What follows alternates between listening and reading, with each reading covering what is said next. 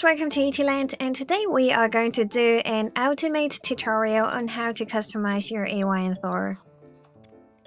This tutorial is going to focus on the hardware customization instead of the software ones. So what I'm saying is that if you are interested in UI or launcher, then probably you need to find my other videos instead of this one. I am using Izu Launcher for your information, and I've done a few tutorials on that already. There are other launcher tutorials on my channel, and there will be an updated tutorial for the upcoming update for Izu. So stay tuned if you are interested in those. But for this tutorial, I'm going to focus on first the skin for your top shell, which I've actually done a tutorial already, and I'm just going to briefly go through that because some of you haven't seen that.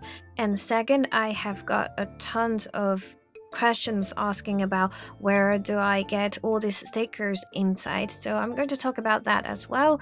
And I'm also going to talk about the screen protectors that I'm using here, and then finally we are going to go into the main focus, which is the buttons and the joystick and the joystick ring. These buttons and other parts are made by Farius from Japan. They will be available for purchase on his booth page.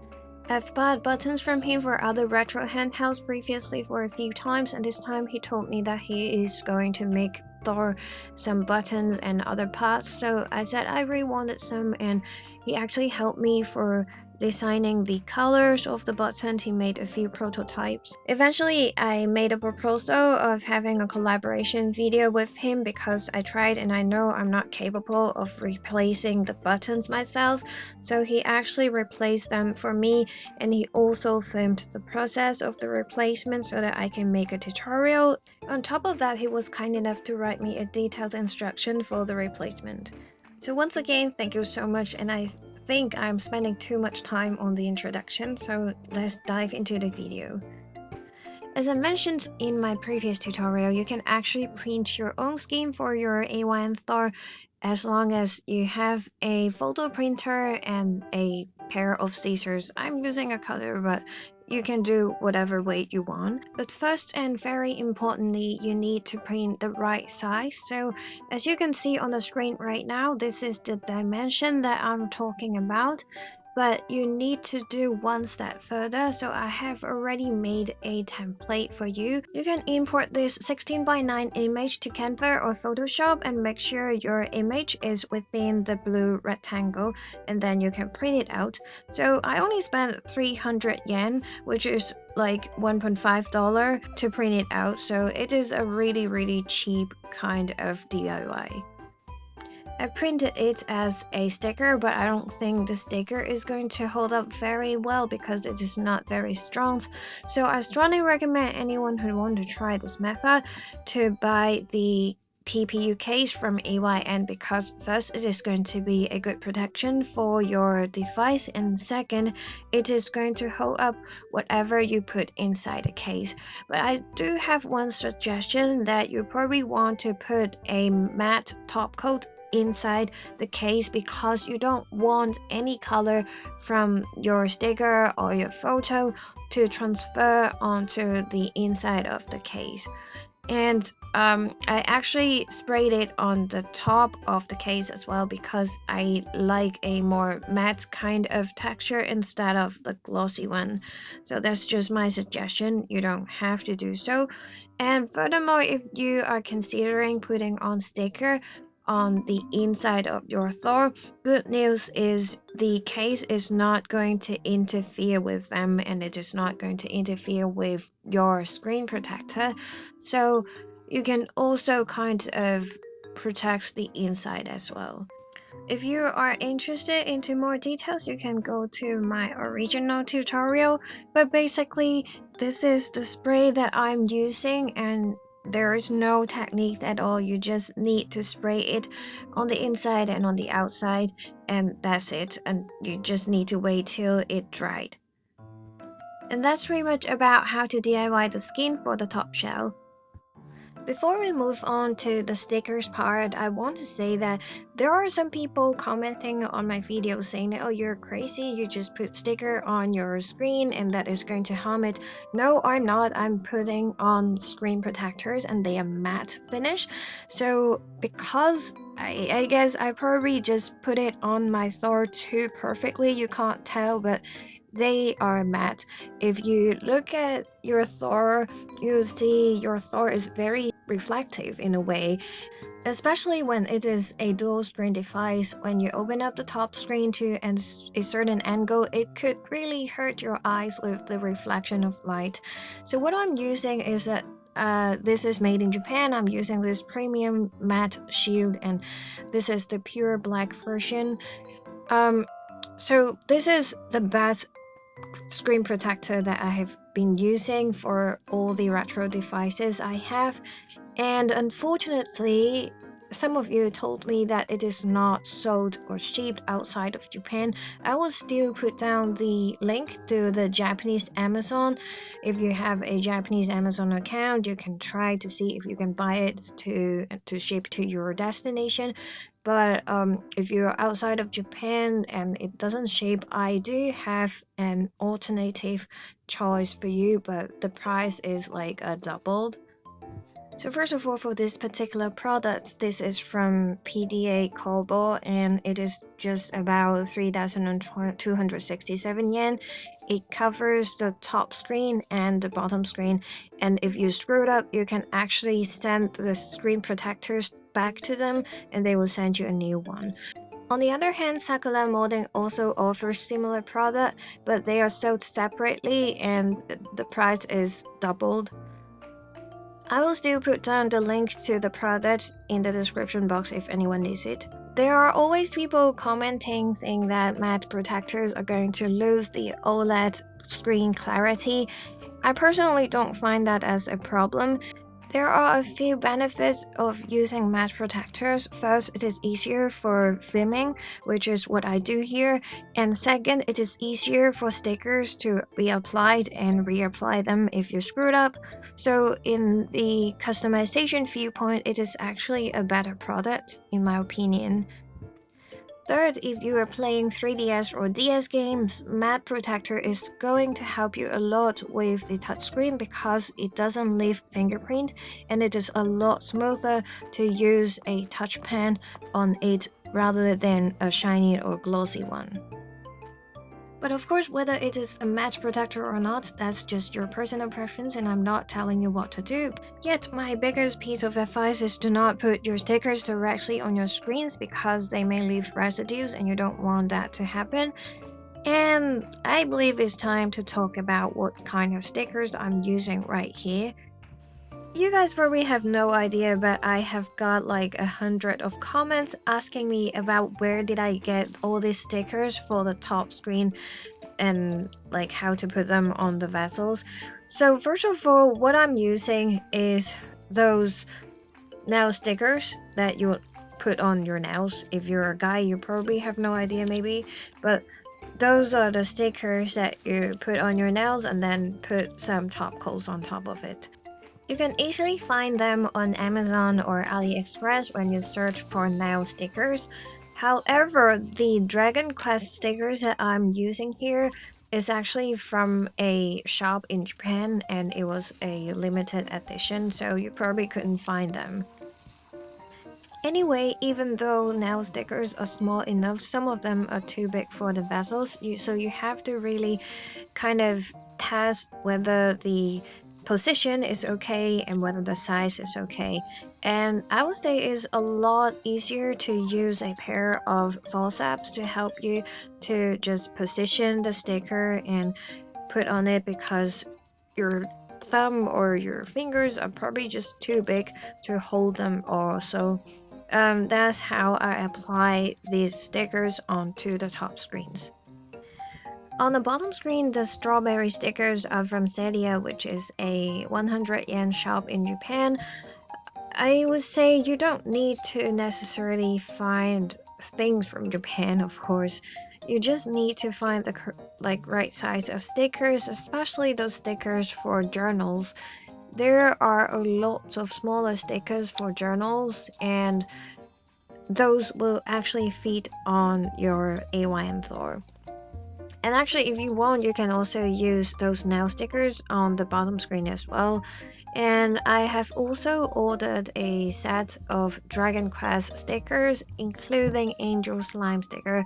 So later on, when they arrive, I will put them on my AYN Thor. Alright, so I believe we have covered all the other customization elements, and we can finally talk about the buttons. Various sells his buttons on his booth page, and it is also English available. However, before you buy the buttons, please make sure you DM him on X or Twitter so that he knows what you're trying to purchase. And you can also communicate with him about the color of the buttons if you want. So if you have a certain request about what the exact color or the finish or whether it is glitter or not, you can also communicate with him through the DMs. He also sells other kind of buttons, including his current focus on the Miu Mini Flip and Digivice, which also covers the Fur 1 to Fur 5 and also support color version. This is the one that I bought, and I haven't changed it on my Digivice, but it is really cute. So I'll do it sometime when I have the energy to do so. So if we look at his other AYN Thor buttons, you see he also sells the ring in different color. This is the transparent white version with glitter, and he also have these transparent buttons in the rainbow version and also the D-pad in black glitter. So there are a lot of different varieties. This is the joystick cap of AYN Thor. If you don't want your buttons or the cap to be transparent, you can also communicate with him to see if there's other available options. If you wonder, the color that I'm using on my Thor is called Milky Strawberry with glitter, but I believe you can just tell him I want the exact same thing as Etyland XOXO, and he will be able to make it for you. So once again, if you want to purchase the buttons or the ring or the cover, make sure you shoot him a DM on Twitter or X and communicate with him. Currently, he is making a new set of buttons for other people, and you see this transparent glitter cap. It is really beautiful. So there are more colors available if you communicate, so make sure you communicate with him. Now we know where to get the buttons, and we need to know how to replace them. If you watch my previous video on how to replace the fan, you know it is very difficult to open up the Thor, and here is a diagram showing you where are the ribs of the back shell. So bear in mind, these are the places that you need to crack it open. Now we are going to move on to the actual process filmed by Various. So first of all, he has already replaced the buttons. We will start from removing both sticks and then close the lid, and then we will turn it to the back and remove all 4 screws at the back.